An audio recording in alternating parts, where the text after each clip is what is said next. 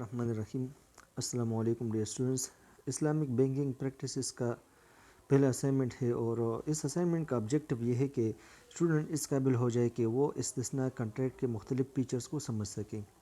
تو انہوں نے کہا ہے کہ استثناء از ان آرڈر، یہ ایک کنٹریکٹ ہے is an order to manufacture where a commodity is transacted before it comes into existence.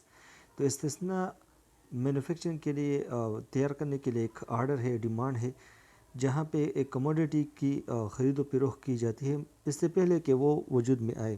یعنی وہ گڈ ابھی پروڈیوس نہیں ہوا ہے، اس کے لیے آپ کنٹریکٹ سائن کرتے ہیں. تو یہ اسلام کے ارلی پیریڈز آف اسلام میں یہ پریکٹس جاری تھا اور پیغمبر پاک صلی اللہ علیہ وسلم نے اس پریکٹس کو نہیں روکا تھا. استثناء میں یہ ہوتا ہے کہ ہر چیز کی پرائز وہ فکسڈ ہوتی ہے اور کموڈیٹی کی جو اسپیسیفیکیشن ہے وہ ذکر کی جاتی ہے اس کانٹریکٹ میں. تو اسلامک بینکنگ پریکٹس کے اسٹوڈنٹ ہونے کے ناطے آپ سے کہا جاتا ہے you are required to write the main feature of استثناء کنٹریکٹ. استثناء کنٹریکٹ کے مختلف جو خصوصیات ہیں وہ لکھے اور اسی طرح پرائس آف استثناء کنٹریکٹ اور استثناء کنٹریکٹ کی پرائس کو بھی آپ اس کو لکھ لیں. اس میں جو مختلف ڈائمینشن ہے اس کی بات کریں. فیچرز آف دا استثناء کنٹریکٹ. تو سب سے پہلے ہم استثناء کنٹریکٹ کی بات کریں کہ بائر جو ہے نا وہ پرچیزر وہ سیلر کے ساتھ کنٹریکٹ کرتا ہے. اس کنٹریکٹ میں ایک بائر جو ہے نا وہ سیلر کو ریکویسٹ کرتا ہے کہ وہ ایک گڈ کو تیار کرے، مینوفیکچر کرے. تو اس کنٹریکٹ میں یہ چیزیں ہونی چاہیے کہ یہ ہے کہ کس قسم کے گڈز وہ تیار کرنی چاہیے، اس کی قیمت کیا ہوگی، پیمنٹ کی ادائیگی کا طریقہ کار کیا ہوگا اور اس طرح اسپیسیفیکیشن آف ایسٹ. تو یہ تمام چیزیں کنٹریکٹ میں ہونی چاہیے. The contract of استثناء is binding on the contracting parties. جو پارٹیز اس کنٹریکٹ میں حصہ دار ہے ان کو چاہیے کہ وہ اس کنٹریکٹ کی پاسداری کریں. دوسرا ہے time of delivery. The delivery of manufactured goods may take place before due time.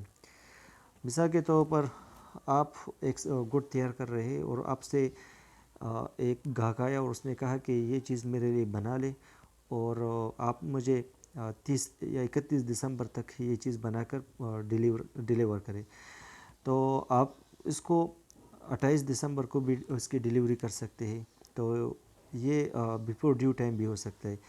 اور the delivery of the good may takes place through constructive process position.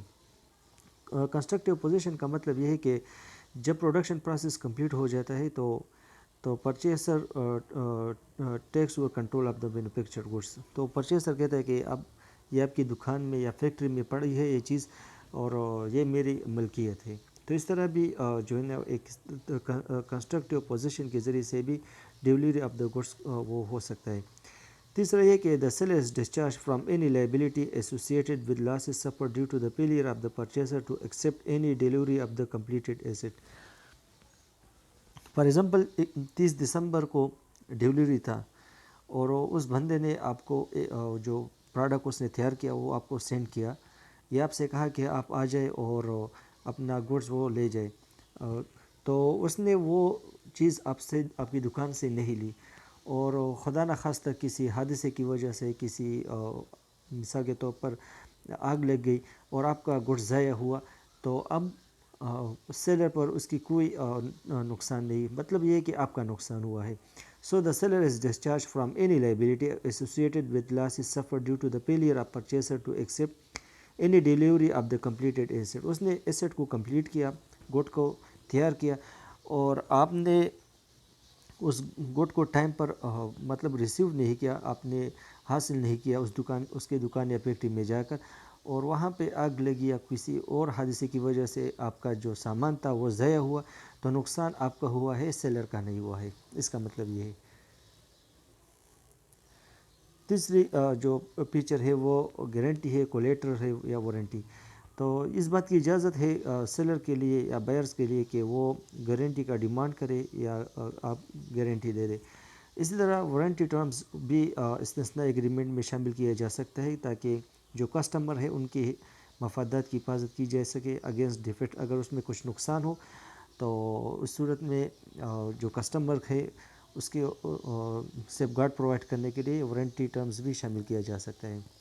Specification of assets. اگر گڈ جو delivered ہوا اور وہ specification کو follow نہیں کرتا، جو چیزیں آپ نے کہا ہے کہ اس میں یہ خصوصیات ہونی چاہیے اور وہ چیزیں اس میں شامل نہ ہو، تو بائر کے پاس اختیار ہے کہ وہ اس سامان کو واپس کرے اور اسے کہے کہ بھائی میں نے جیسا کہا تھا ویسا ہی کرو، یا اس کو ایکسیپٹ کرے جیسا ہی ہے، اور اس کے لیے یہ بھی اس کے پاس اختیار ہے کہ وہ اسی پرائس کی جتنی قیمت اس نے ادا کی ہے، مثال کے طور پر ایک چیز ہے اس کی قیمت 1,00,000 روپے ہے، اور آپ نے جو اسپیسیفکیشن کہی ہے کہ اس میں یہ چیزیں ہونی چاہیے، اگر اسی طرح نہیں تو آپ کے پاس اختیار ہے کہ اس کو واپس کرے اور سیلر کے پاس واپس لوٹا دے کہ بھائی اس میں یہ چیزیں نہیں ہے، لہٰذا میں اس کو ایکسیپٹ نہیں کرتا۔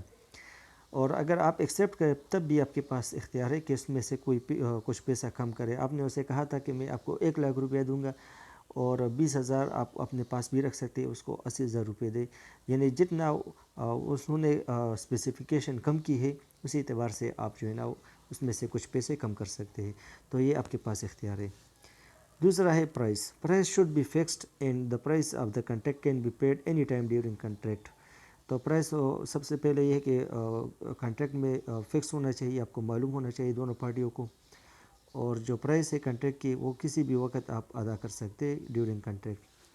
انہوں نے کہا ہے کہ پرائس آپ استثناء کنٹریکٹ پر آپ ڈیٹیل میں لکھیں، تو price of the manufacture goods must be known at the time of the conclusion of contract. اس کی قیمت جو ہے نا وہ جب آپ کنٹریکٹ سائن کر رہے ہو اس دوران آپ کو جو ہے نا وہ مینوفیکچر گڈ کا پرائس وہ فکس کرنا چاہیے اور دونوں پارٹیوں کو اس کی قیمت کا علم ہونا چاہیے، اس کا مطلب یہ۔ تو یہ پانچواں جو فیچر ہے اس کو میں نے یہاں بریفلی لکھا ہے، اور پھر انہوں نے آپ سے کہا ہے کہ اس کو ڈیٹیل کے ساتھ لکھے۔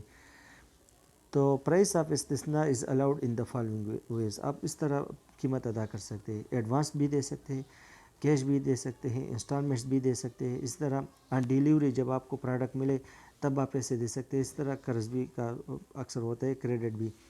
تو the above should be clearly mention in the استثناء کنٹریکٹ، تو یہ استثناء کنٹریکٹ میں یہ تمام چیزیں سائن ہونی چاہیے اور مینشن ہونا چاہیے۔